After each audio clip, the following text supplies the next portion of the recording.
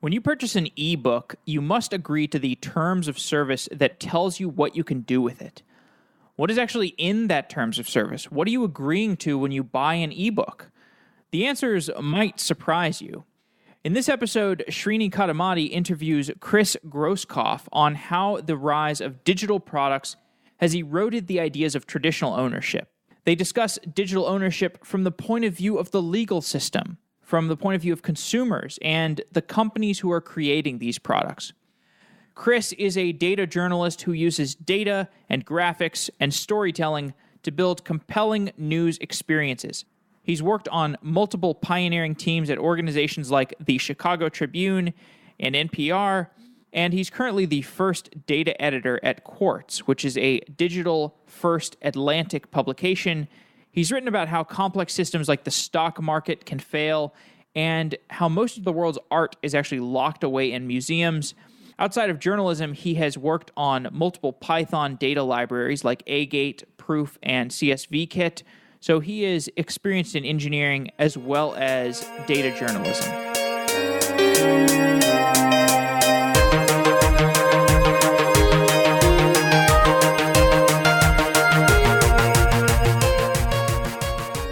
Dice.com will help you accelerate your tech career.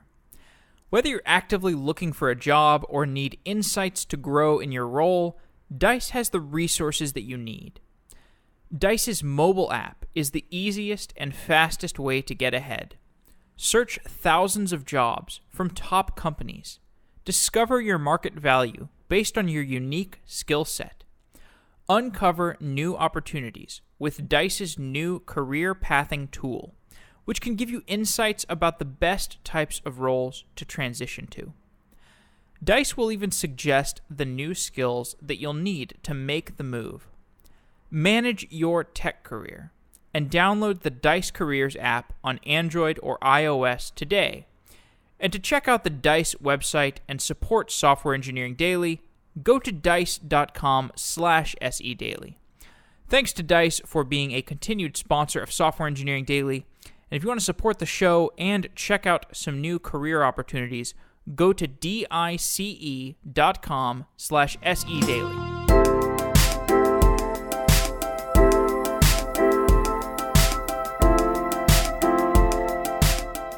In September 2016, you wrote a really great piece on term service agreements and the concept of ownership and digital ownership and how companies are kind of taking advantage of TOS agreements to destroy ownership in the digital age. So I'm curious what kind of compelled you to write this article? What was the inspiration for it? So my interests tend to be pretty all over the place, but I'm especially interested in the ways that law intersects with other areas, intersects with software, intersects with culture. And I think that it's sort of a rich vein for doing analysis because it's got this sort of, the law, like software, has this sort of very logical, very analytical side to it that lends itself to being analyzed. And that piece in particular came out of, it's by these two researchers, Persnowski and Hufnagel, who are both very active in sort of right to repair issues and issues around ownership and things like that. And right. They had written a really interesting paper, which basically became part of a book, where they looked at what people thought they got when they bought something from Amazon, bought something from an online store. And basically, people presume they get a huge set of rights with the material, which in reality, of course, they don't. The material they get is not governed by the laws that govern when you buy things in a store. It's governed by these terms of service agreements, these sort of not exactly informal laws, but sort of shadow legal system. And I found that whole principle really fascinating. And as I started looking into the research, there's just a huge body of material out there about that, which hasn't really, I think, been well communicated to the public. Interesting. So do you think the confusion may be because there's a certain set of expectations around physical ownership of goods that kind of people have kind of taken for granted and extended to the digital world? And, if you could, you just talk a little bit about what were those original physical ownership kind of guarantees that we had? Sure. Yeah.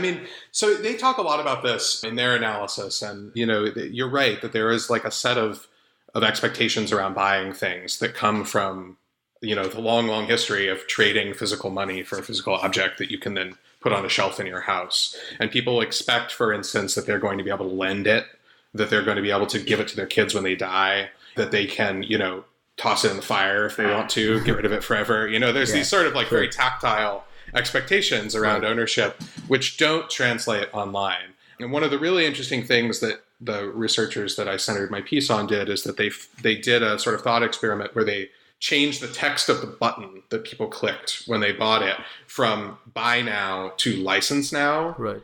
And it pretty dramatically changed what people's expectations around what they were getting. And then there was also a third variation where under license now, they also sort of listed very explicitly what rights you were buying. So I think those expectations have come from the physical world. And I also think, and they make the point that online retailers have done nothing to discourage that way of thinking, right? We use expressions like buy now, They use words like own, and those words are arguably pretty incompatible with the actual rights that you're acquiring. Right. So just to be completely clear, let's say I lived in the early 1900s and I bought a typewriter. What kinds of ownership rights would I be able to enjoy? Yeah, so I think ownership, it's, I'm not a historian of ownership, but I think the basic expectations I think are pretty straightforward, right? If you have something, if you physically have it, you can do whatever you want with it. And that is not in any way damaging to the person who sold it for you because the objects are finite, right? If you choose to resell it or give it away, you're not in any way damaging the person who sold it to you originally.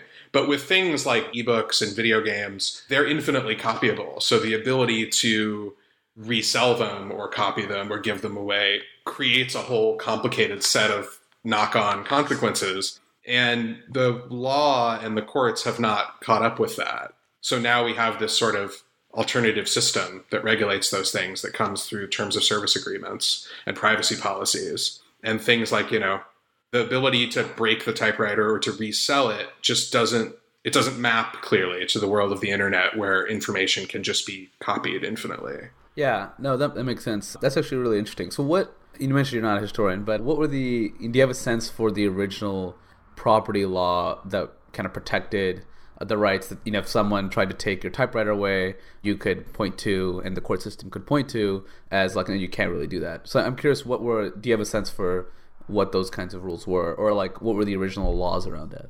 Well, I focused in my piece on sort of the transition away from traditional models of ownership. So I think, I don't know, I couldn't tell you in detail exactly what the sort of, United Kingdom legal model that we inherited in the States was. But what I think is really interesting is that when this problem, this sort of shadow system of regulation evolved from the floppy disk era, basically, when companies were trying to sell software for the first time, and they realized that somebody could just copy it, and they didn't have they couldn't figure out a way to make it physically uncopyable, and they didn't have the benefit of things like serial numbers because there was no internet yet. So they invented the end user license agreement, the EULA, which used to be, they called them shrink wrap agreements because they were literally shrink wrap to the box. Right. And when you broke the plastic, that was implicitly accepting the agreement.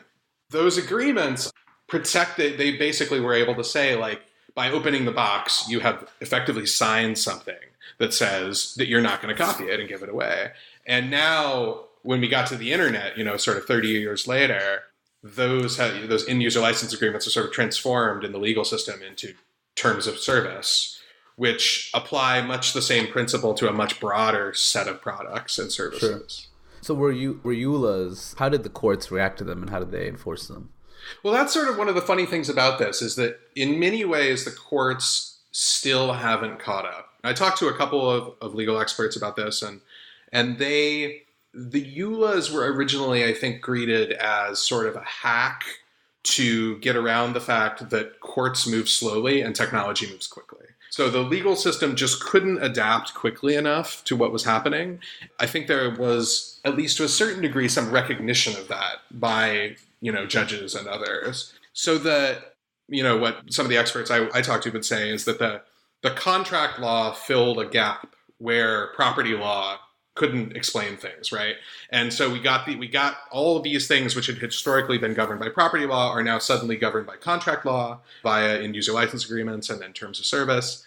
And that transition had all of these consequences that now not only do the courts have to sort of figure out where things might have gone wrong.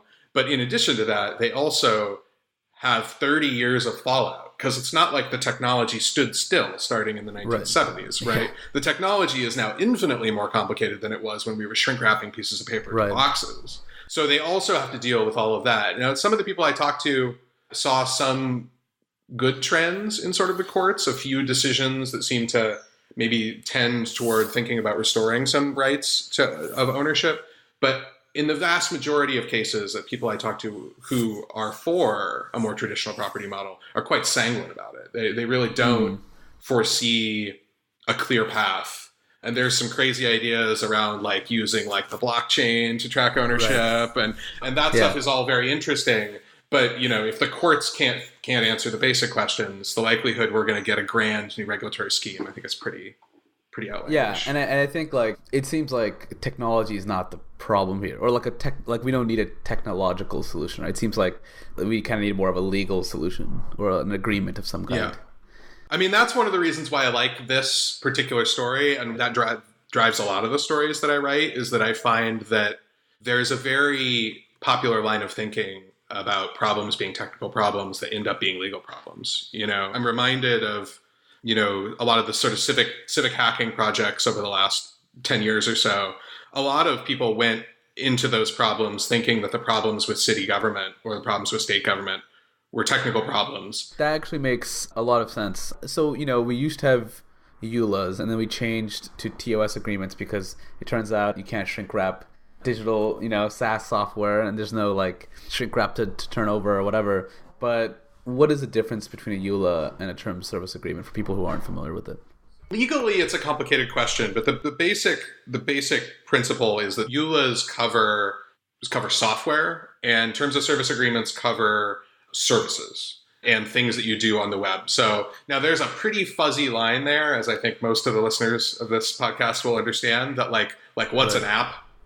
Is it, you know, is it software? Is it a service? If the software doesn't work without a service. And that has had, you know, one of the things I talk about towards the end of that story is that line is going fuzzier and fuzzier over time. And now what we find is that physical products that you buy comes with terms of service agreements because they're dependent on the internet.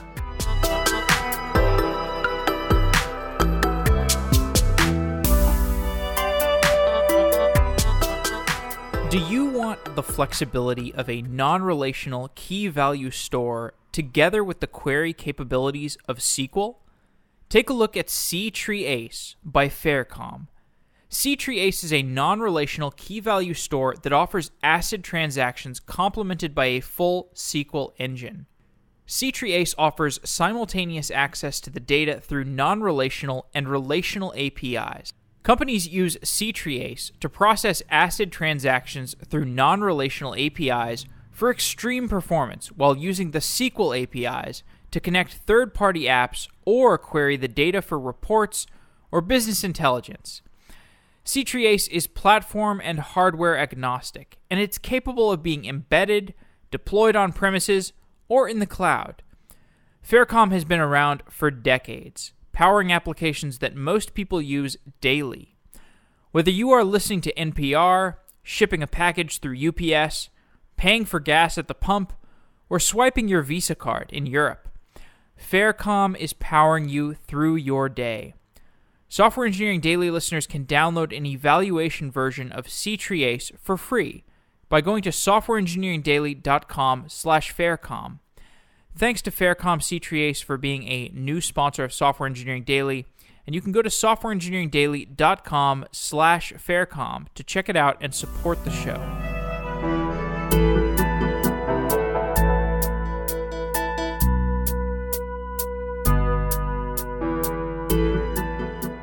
Yeah, to talk about that a little bit more, I mean, so what are some examples? I mean, I'm sure people own products, physical products, that fall into that category that they don't even know about. Yeah, I mean, it's, you know, any Internet of Things device almost certainly has some kind of a terms of service agreement covering the API that device is connecting to. And those range across a really, really wide spectrum, all the way from things like John Deere tractors, which come with a terms of service, and which has been a huge problem for farmers that can't get their equipment repaired except by John Deere. But there's also, sort of silly things all the way on what might be considered the other end of the spectrum, like sex toys, which now, some sex toys are designed to phone home. Right. And those, or to be operated remotely. And those things come with terms of service agreements. And you get into really weird issues about privacy, about data collection, about your ability to use something you paid money for if you don't want it connected to the internet. And those are just two kind of very different examples. But there's a whole world of stuff in the middle. I mean, covering things like Alexa or, a fancy set of Bluetooth headphones or whatever it might be. There's terms of service all over the place now. Interesting. Do you have any examples of court cases around kind of TOS agreements where, people feel like their rights were, infringed upon, but the TOS agreements kind of allowed those? Do you have any kind of examples of those?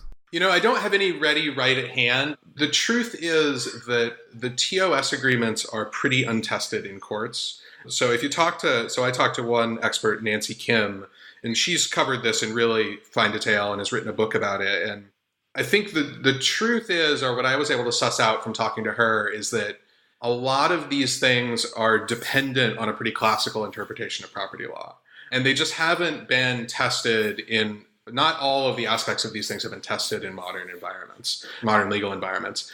And there's also a lot of things that are sort of potentially open to reinterpretation or open to re-legislation. And certainly Congress could get involved in any number of these issues. So it's, I'm sure there are a few interesting specific cases out there, but I think in general, what I uncovered is that there's just not a lot of these cases being tested. And one very particular reason for that is because a lot of these terms of service agreements include anti-class action clauses. So the only lawsuits that can be brought against them are by individuals, and very rarely is the monetary damage from the company that you buy MP3s from large enough that it would be worth you personally suing them. Even if it was, in a lot of cases, they also have mandatory arbitration clauses, which prevent you from taking the court. So there's sort of this layer cake of things that prevent these things from ever getting to court. Yeah, let's expand on that a little bit. People who aren't familiar, what exactly is a mandatory arbitration clause? So the mandatory arbitration clauses basically say that by agreeing to the terms of service, you agree that you won't take the company to court if you have a dispute with them. You will instead meet with a mediator, and that the decision of the mediator will be binding. So the mandatory part, meaning you don't have a choice, you can't take them to court, and arbitration obviously be referring to the mediator. So these clauses have really proliferated, and I would say that, I actually have some numbers on this, although I have to pull them up, but a good 50% at least of the terms of service agreements that we all agree to have these mandatory arbitration clauses, and a lot of the big ones that, that most everybody is using. The New York Times has done a lot of great reporting around this, and basically what it boils down to is that these companies have created a pretty impregnable legal shield to any sort of consumer action against them. They're sort of famously been used in the financial services industry, but are increasingly also used for just general software. So your music streaming software, your web hosting, those kind of things probably have mandatory arbitration clauses that prevent you from taking them to court. Interesting. Have people tried to sue against mandatory arbitration? I'm curious how that's held up in court. Because it almost, you make it seem like it's almost impossible to sue a company like that. It is. It is. There have been things which have tested those arbitration clauses, but so far, in the vast majority of cases, they have stood up. Now, there have been a couple exceptions to that where specific judges have thrown them out and allowed something to go to trial. But again, the incentives are pretty strongly weighted against the individual, because even if you could go to trial, is it going to be worth your time? And that's a pretty rare. So there's a very narrow slice of cases where there's a potential for a trial to begin with. And then there's sort of all these roadblocks put up in the way of it. Interesting. Yeah. Huh. One thing you discussed in the article pretty extensively, which I enjoyed, was consumer apathy. So you actually had a quiz that was based on the study that you mentioned around digital ownership that kind of tested people's understanding of the rights they thought they had when they purchased something online. Talk about that quiz a little bit. Talk a little bit about what you expected to see and what you ended up seeing. Yeah, so the quiz was basically just a replication of exactly what Krasnowski and Hufnagel did in their original research project, which it showed a web page that basically looked like Amazon or Zappos or something. And then, it had a product on it. And then you were supposed to select which rights you thought you got. And, we didn't track analytics on it, but I feel confident that our results would have been quite similar to what they got in the study, which is that, that most people dramatically overestimate what rights you get. In point of fact, you get none of them. You get none of the rights in the list are things that you got. There's like 8 different ones for lending, reselling, things like that. Yeah. I took the quiz and I actually got them all right. Yeah, I put no for I can copy for my own use, resell it, bequeath it, give it away, lend it to a friend, put it on all my devices, keep it indefinitely, and I own it. And the message you had was actually pretty funny around that because I got all of them right. Yeah, no, and which obviously like that's rare. I had to handle that case in the code, but that's not the answer we expect. Right. I mean, Quartz's audience is a sort of self-selecting for like a pretty savvy reader. So I'm sure that you're not the only one who got them all right. But I do think that, the average user certainly doesn't understand that all of their music could disappear at a moment's notice and they would have absolutely no recourse. I just don't think that's the way people engage with the world. And to the point of apathy, one of the central questions in the book that Persnowski wrote, co-authored, is, are people going to care about this? Like, does the next generation, do they just not care about owning things anymore? And it's a really fascinating question, and I think you can come at it from a lot of angles. I mean, there has been this line of thinking that millennials don't care about owning things because they're into the sharing economy and they're not buying houses, and, they value experiences more than things, all this sort of tropes about millennials. And a lot of those, I think, are because millennials don't have any money, not because they actually don't want to own things. But there does seem to be some evidence that there is sort of a general way of thinking about owning things that is shifting a little bit. People are a little more communal about resources. And it remains to be seen if there will be a backlash at some point. I mean, I can certainly imagine for my own sake that, if I'm 75 and I die and I own 1,000 movies on Amazon, own all the classics, and I can't give them to my kid when I die. I can imagine that suddenly becoming a really big issue for me. Like not having cared for a long time, but then your first generation of digital natives is about to die. Yeah, it's like your health, right? It's like you only really start to care about it when you notice it's like too late, right? Yeah, I mean the other place that I think it's fascinating, and I didn't get into this in the story. I've always wanted to revisit it. But I think it's interesting to think about how much people value things that they create in digital worlds. So, with some notable exceptions, if you play a video game and you spend hours and hours and hours building your perfect castle, you don't own it.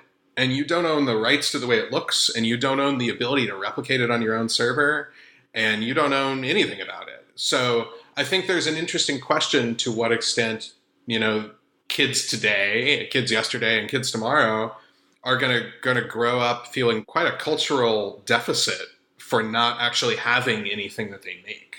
And I don't know what the answer to that is. I mean, I had some heated arguments about it. There's definitely different opinions about how much people in the future will care about that stuff. Right. But I think one thing that's interesting is in the survey you mentioned, when you were covering the study itself, you mentioned that people were willing to pay more for ownership. Do you think that is that actually happening? Do you think there are products and places where people are experimenting with that?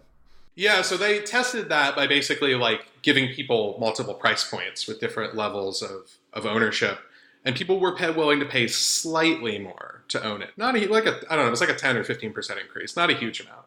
To my knowledge, nobody really does that. I mean, I don't know. I think one of the ironies of this whole situation is I don't know if legally you could. Because I don't know how you could write. There's no obvious way that you can write a terms of service agreement that conveys ownership. Like the legal system simply doesn't have a mechanism for doing that. If you convey ownership, then they can copy it and give it away. I see. So the system, there's sort of like a disjoint, right? Where the terms of service agreement exists for commercial benefit of big companies, but they also exist because there's not an obvious alternative. So I don't want to lay all of the blame on money-grubbing CEOs. That would be unfair. It's also just the case that people wanted to run businesses and get on with their lives, and there was no clear regulatory mechanism for doing that.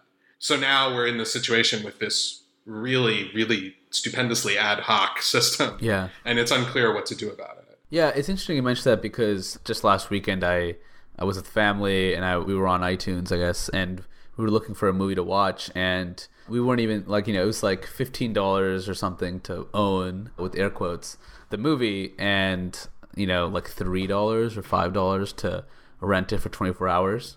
And obviously if it was like some classic movie, you want to own it digitally, the price option makes sense, but the cheaper one was just so compelling. And as you mentioned earlier, there is this trend towards kind of experiencing over owning. I'm curious, are there kind of efforts on the legal side to try to change this? Because it seems like it's really unclear. It's almost like, does anyone stand to lose from this? It's kind of like, it seems like, almost a win-win-win in some ways. Like kind of the legal system seems fine with it. Consumers mostly seem fine with it. And then obviously companies are kind of reaping the benefits.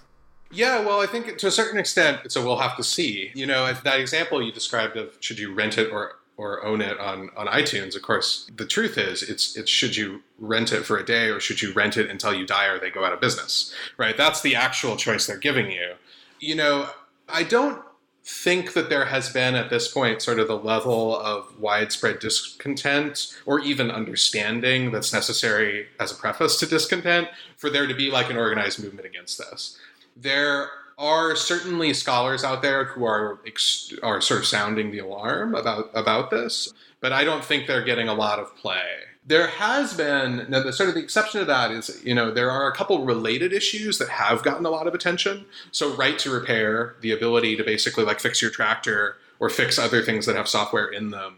That is sort of become a perennial topic. And I think eventually we probably will see legal action on that. There's a law called YODA that keeps getting proposed every year. Uh-huh. Yeah, I forget what YODA stands for, but it kind of doesn't matter. And that one would return some rights to at least fix things and would curtail terms of service around physical goods. So there are like nibbling around the edges some important things, but there's no sort of broad effort that I've seen to retract this or find a new system. Interesting. What do you think about open source and the free software movements? How do you think some of this stuff applies to software, right? Like so far we've mostly been talking about an ebook or a movie or something digital that you buy to consume mostly, but not maybe use in the same way you do software. So I'm curious how this extends or applies to kind of open source software. It's a good question. I mean, as a creator of open source software, I've asked myself that question. I think that the line that I've most often heard from people is that open source software is one of the few places where this doesn't really seem to be an issue, because the alternative that was invented for licensing software, the sort of like, the MIT licenses and the Apache licenses, and then even like the copyleft of the GPL, those systems sidestep the issue of ownership in large part by providing very clear sort of disengagement from the rights of the creator, right? So the creator can relicense it if they want to, but the copy that you've put out there is sort of out there in perpetuity, and people can take it and do what they want with it. So I don't think that these issues sort of directly impact the way people create or use open source. I think the more interesting question is there something that runs the other way? Is there something in the way that we do open source that we should think seriously about applying to the way we do other kinds of goods? Every time I start thinking down that path, I end up in pretty like utopian, grandiose thoughts about how to restructure the property law system. So I don't think those are worth repeating. But suffice it to say, I think that open source is one of the most interesting places where we do this sort of stuff on the internet quite differently. Interesting. So what efforts, we talked about this a little bit earlier, but what efforts are people trying? You mentioned the blockchain, the people who are really excited about blockchain as relating to ownership. What are some kind of either technological or legal efforts, besides some of the ones you mentioned, that maybe people can get involved with who are interested in this? So the big one that I have seen like real movement around are these blockchain efforts. And there are a handful of different companies that are doing sort of various kinds of what you might call like a blockchain registry of ownership. And the one which I've seen, which is the most elaborate, I'm blanking on the company name, but there is a company in the UK that's doing it for video games. So basically like keeping very fine-grained track of who owns what in video games, which allows you to do interesting things like create very realistic market economies, because suddenly that sort of wielding +1 is actually unique, right? And they have like a whole spiel about all the interesting ways this can be used. I talked to them about the possibility of like, could you extend this to music or something like that? And I think there's a lot of interest in that direction. I don't think anybody thinks that the legal system would be even remotely ready to catch up to the practical implications of implementing something like that. I mean, we've seen how hard it's been for finance to wrap their heads around the blockchain, and it's an intrinsically financial technology. So to try and get like the legal system, which is one of the slowest moving social systems, to catch up with this, I think is pretty much a non-starter at this point.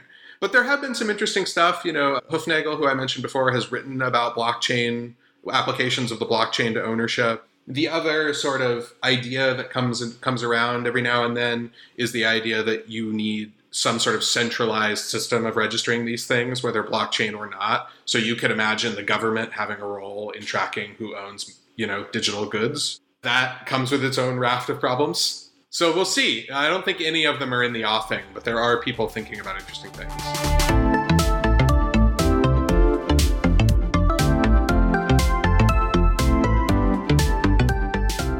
For more than 30 years, DNS has been one of the fundamental protocols of the internet. Yet, despite its accepted importance, it has never quite gotten the due that it deserves. But today's dynamic applications, hybrid clouds, and volatile internet demand that you rethink the strategic value and importance of your DNS choices. Oracle Dyn provides DNS that is as dynamic and intelligent as your applications. Dyn DNS gets your users to the right cloud service, the right CDN, or the right data center, using intelligent response to steer traffic based on business policies, as well as real-time internet conditions, like the security and the performance of the network path. Dyn maps all internet pathways every 24 seconds via more than 500 million trace routes. This is the equivalent of 7 light years of distance, or 1.7 billion times around the circumference of the Earth. With over 10 years of experience supporting the likes of Netflix, Twitter, Zappos, Etsy, and Salesforce, Dyn can scale to meet the demand of the largest web applications. Get started with a free 30-day trial for your application by going to dyn.com/sedaily. That's dyn.com/sedaily. After the free trial, Dyn's developer plans start at just $7 a month for world-class DNS. Rethink DNS. Go to dyn.com/sedaily to learn more and get your free trial of Dyn DNS.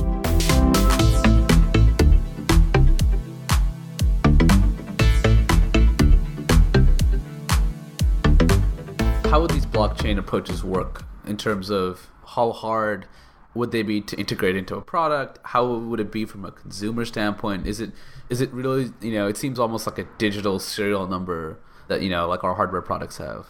I think that's a pretty good analogy. You would somehow store a token on the chain that is unique and that you can own at any given time, and that conveys you ownership to the product.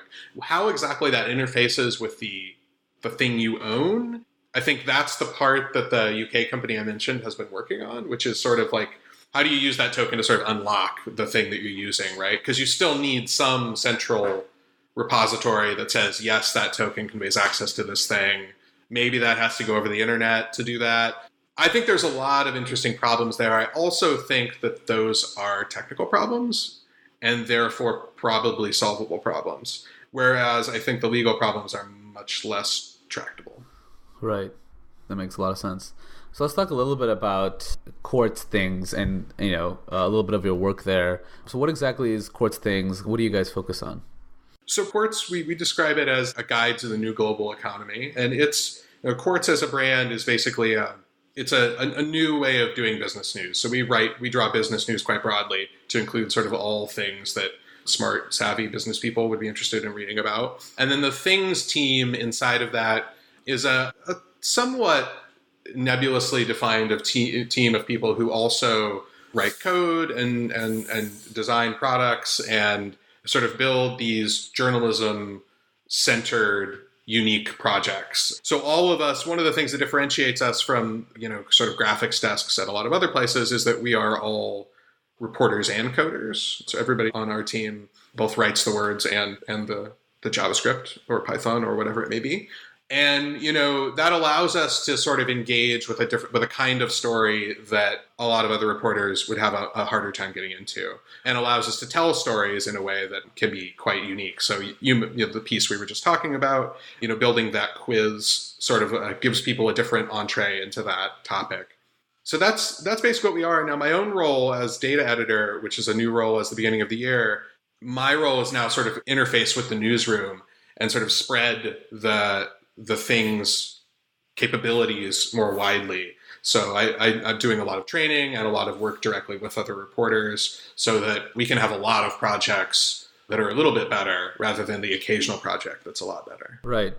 That's interesting. What are some pieces you're working on that you're really excited about? So I just launched a piece last week with Dan Kopf, another reporter at Quartz, that looks at 25 years of American wage growth at the county level. So it's a map and some accompanying charts that basically show how disconnected individual counties can be from the broader wage trends in the country. It's really pretty remarkable to see it on a map how sort of speckled it is. You would think like one state's doing well and another state's doing badly, but actually within a state like New York, you'll have some of the best performing counties and some of the worst performing counties. So that was a fun one because we got to dig into an extremely large data set. The Bureau of Labor Statistics data we used is about 100 gigabyte single table. So that was fun. I don't get to work with data that large every day. Other stories that I've been working on, I write occasionally about remote work because I am myself a remote worker. So I'm currently working on a story about how incomes have changed for remote workers and how sort of the notion of who works at home has shifted. So where do you work from, and where is Quartz based out of, and where's your team? To kind of give a sense. Sure, yeah. So Quartz is based in New York, but we have offices in a bunch of other places, including India, Hong Kong, San Francisco, South Africa, and the UK. So we're all over. And my team, the Things team, is distributed as well. So we have 2 in New York, 1 in San Francisco, and then myself in Texas. And we, of course, work with people all over the globe. So one of the things that's really exciting about Quartz is having sort of a truly global team and a truly global focus. I think it gives us the ability to do things that are much harder in a more traditional city-level newsroom. Yeah. So is most of your work, do you do a lot of in-person journalism, or is it really kind of more, digital journalism? I think, a lot of the buzzword nowadays is data journalism. Mm-hmm. Are you kind of more, it seems like you're more collaborating with people who are all over the place, but you're not physically going there. Yeah, so I very, very rarely am physically in the room with a source. My own work, I would say, at least 75% of my time is spent writing code or doing analysis, or doing the production work to display something. When I'm actually reporting, I encourage all reporters, whether they work with data or not, to pick up the phone. I mean, that's an essential part of doing this job. And I spend a lot of time on the phone with sources and sometimes video chat. But as a general rule, I'm not pounding the pavement. And as fun as that would be from time to time, for the most part, I don't miss it. I think it's good to focus on the stuff that I'm good at and where I can lend added value. That makes sense. What does your workflow look like when you're working with people kind of all over the globe, working with people with, different technical capabilities, data science knowledge, how does that workflow look like? What kind of tools do you use? Yeah, so it looks very different from day to day, especially in this new role, because I am working with people with very different levels of skill and also very different expectations, big and small stories, all manner of topics, some of which I know about and some of which I don't. The part that I can control, the sort of the technical stack that I work with on my own time, I generally use Python for analysis, although I also increasingly am using R, not so much by choice as because I'm just discovering that it is in fact more efficient for certain kinds of things. And then on the website, it's pretty vanilla JavaScript, D3 basic visualization stack. But, the caveat that I will make to that is that one of the things that I love about working in journalism as a programmer is that it's new challenges every day. And one day I got to host a website that could get 1 million hits. And the next day I got to build a fancy interactive force-directed graph. And the day after that, I've got to figure out how to get 1 million rows into a database, that I can give to a reporter. So 1 million rows doesn't sound like much these days. 100 million rows, 1 billion rows. But if you want to give it to a reporter and it's like over email or Dropbox, it could be, yeah. Yeah, so it's always different problems. And so the technical tools we have to use really vary from moment to moment. And sometimes we just have to build them. Right, makes sense. To kind of wrap up this discussion, journalism has gone digital increasingly, as you're probably aware. I'm curious how you think digital ownership ties to digital journalism. Oh, wow, that's a great question. Yeah, how does digital ownership? I think the thing which that sparks in my mind is has been this very, now decade-long conversation about how we pay for journalism. And I think that, I've never thought about this before, but the fact that people used to physically get a paper, I think did convey a sense of ownership over the material that is very different from the world of Google, and where, you just sort of stumble into material, whether that's intentionally via a link on Twitter or literally more random than that. And I think that in the same way that people are sort of increasingly leery of paying to own a song when they could just stream it, I think people are leery of paying for sort of the production side of journalism when they will get the news anyway, right? Like they are eventually going to hear about important things that burn down or blow up. And I think that one of the things that, as digital journalists, we have to really think about is how we communicate to readers the worth of what we do. Quartz is a bit interesting because we do have a fully ad-driven model and we are profitable, which is certainly not the case most places. For most journalists, I think it's a really hard time to do the work, the sort of like really hard-hitting accountability work that we all want to do, while also figuring out how to persuade people that the 6 months you spent tracking down that piece of paper is worth them spending $20 a year, which is just a very hard sales pitch to make, right? It was easier when they got the sports scores every day or the classified ads, but it doesn't work that way anymore. We somehow have to actually directly sell people the content. And so far, I don't think we've fully figured that out. Maybe there's some blockchain solution to that too. It hasn't struck me yet, but I'll keep my fingers crossed. Pay-per-view, Yeah. Well, one of the things that people seem fascinated with trying, and I think I was just reading something about this today, is sort of these sort of like flatter like models where you just make these sort of micro transactions. For my own part, I don't understand how you get wide enough adoption to ever make that work, but it's nice. It's a nice idea. Yeah, for sure. Yeah, it seems like, the kind of last point of discussion I have, it seems like with what's going on in the digital world, with what's going on with digital ownership, in addition to potentially legal changes, there may need to be changes in the business model of some of these companies, and even maybe people like Quartz, maybe like you guys. I'm curious, what your thoughts are on that. What have you seen or read about that has worked or hasn't worked, or just kind of any kind of concluding thoughts you have on that. You mean specifically in journalism? In journalism or elsewhere, just kind of generally curious how businesses, could change their business models to accommodate for better ownership. Yeah, it's a really interesting question. I think that the main thing that businesses could do is that they could try to devise legal contracts which are more explicit about what customers get, and ideally declaim their interest in certain things. So, one of the best terms of service out there is actually from Square, of all places, which has a really well-written terms of service agreement. There are a handful of others that sort of really rise to another level and are very clear about what customers get. My immediate concern, as much as I would love to fix ownership, my immediate concern is that we undo some of the things which are preventing any solutions from manifesting. So the binding arbitration clauses, the anti-class action clauses, the explicitly taking ownership of all the goods in the terms of service. A lot of those things are, I think, pretty directly damaging. And I think that they are preventing any sort of progress for companies that might actually want to try something different.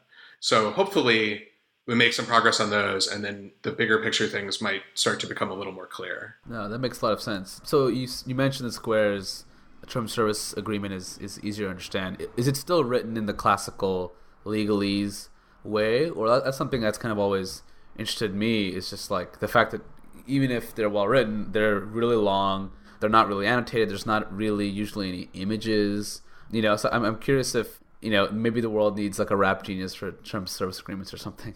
Yeah. No, now that you mention it, now I'm afraid it might not be Square. I might have to double check which company it is. But the company which I'm thinking of, it's not written in legalese. And there is a movement towards companies at least having a plain text version of their license. So actually Facebook and Google both do. They both have plain text versions. So that is part of what needs to be done. These things need to be written so that people can understand them. But they also need to be integrated into the process of buying so that people don't just agree to them once at the very beginning and then not understand how what they agreed to applies to the thing they actually get. Right. That makes a lot of sense. Great, Chris. Well, thanks for coming on the show. I really enjoyed our discussion. Thanks, Srini. Appreciate it. Thanks to Symfano for sponsoring Software Engineering Daily.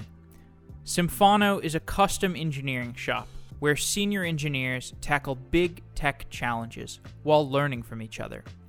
Check it out at symfano.com/sedaily. That's symphono.com/sedaily. Thanks again to Symfano for being a sponsor of Software Engineering Daily for almost a year now. Your continued support allows us to deliver this content to the listeners on a regular basis. Wow!